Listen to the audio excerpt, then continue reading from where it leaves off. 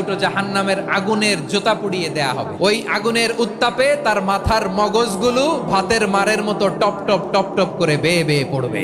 জাহান্নামের অবস্থা এত ভয়ঙ্কর হবে, জাহান্নামের ভেতরে লক্ষ লক্ষ কোটি কোটি কাফির মুশরিককে দেওয়ার পরেও জাহান্নাম বলবে আরো আছে নাকি, আরো দাও, আমার ক্ষুধা নিবারণ হয় নাই। জাহান্নাম এত উত্তপ্ত হবে, জ্বলন্ত হবে, ভয়ঙ্কর হবে, জাহান্নামের এক অংশ আরেক অংশকে খেয়ে ফেলবে। আল্লাহু আকবার।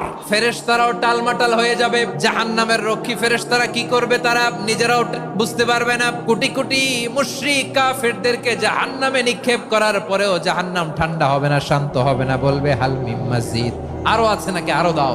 তখন আল্লাহ তাআলার কুদরতি পা জাহান্নামের ভেতরে ঢুকিয়ে দিবেন। দেওয়ার সাথে সাথে জাহান্নাম থেকে আওয়াজ আসবে, কত কত বিইজ্জাতিকা ওয়া বিকদরিক, আল্লাহ বিইজ্জাতিকা ওয়া বিকারামিক, আল্লাহ আপনার ইজ্জতের কসম, যথেষ্ট হয়েছে, এনাফ এনাফ। সুবহানাল্লাহ পড়তে পারলেন না মজা করে?